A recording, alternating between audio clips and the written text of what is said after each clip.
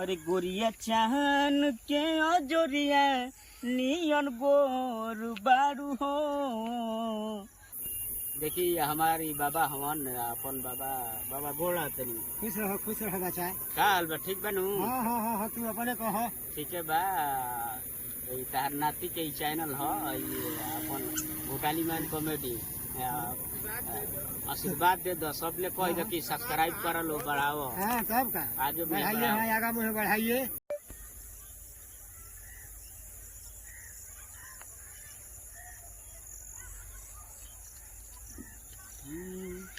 अरे गोरिया चाहन के अजोरिया नियन गोर बारू हो। तुहार जोड़ केहू नई के बेजोर बारू हो। तुहार ओठ बहगुला दी गुलाबी नियन। तुहार नैना बनैना शराबी नियन।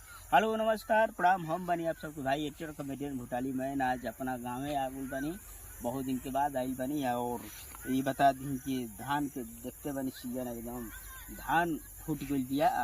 ओकरा बाद गाँव में जानते बनी सही मजा रहेला। गाँव के मजा केहू के भुलाए के ना चाही, प्रकृति चीज बा। ओकरा बाद धान देखते बनी पलर गिल बा, धनो सा पलर गिल बा, तना माइथी हो गई बा कि का कही जाई फूट गल। लेकिन बढ़िया ही धान है। आप सब ऐसे ही हमारी चैनल बा, आप सब इंटरटेनमेंट बहुत सारा ही हमारा कॉमेडी टाइप के वीडियो बनाई ना। ओकरा बाद कुछ ब्लॉग भी टाइप के बनाई ना। बहुत अभी हम जाते नहीं अभी रील्स बनावे इंस्टाग्राम पर, यूट्यूब के खातिर बनावे जाता नहीं। और ओकरा बाद फेसबुक पेज खातिर भी हम जाता नहीं बनाए। आप सब ऐसे ही आशीर्वाद बनौले रही। ओकरा बाद गाना एगो रोवा सबके सुना देते हैं कि दूसरा के नाम के मेहदी रचा के भइलू चीज पराई। अरे प्रीतिया कितना सताई। बहुत जल्दी जाते हैं वीडियो बनाई बार वो सबके वीडियो में भी दिखाई। यही के साथ वीडियो में बनल है।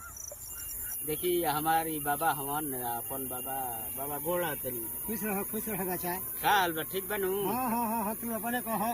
ठीक है बा। तार नाती के चैनल ह अपन भोटाली मैन कॉमेडी आशीर्वाद दे दो सबले कह दो कि सब्सक्राइब कर लो बढ़ाओ। हाँ तब का आगे बढ़ाइए। हाँ आगा मुझे बढ़ाइए। और देखो ये हमारे बाबा हवन आप सब सही आगा तनी करा के बढ़ाइए। आशीर्वाद दी कि हमारी बाबा हवन आप सब बहुत जल्द ही बाबा सब हमने क्या दिया। अब देख सकत नहीं हमारा अपन बाबा हवन। और सब ठीक बनू? हाँ सब ठीक बा। जात में वीडियो बनावे। हाँ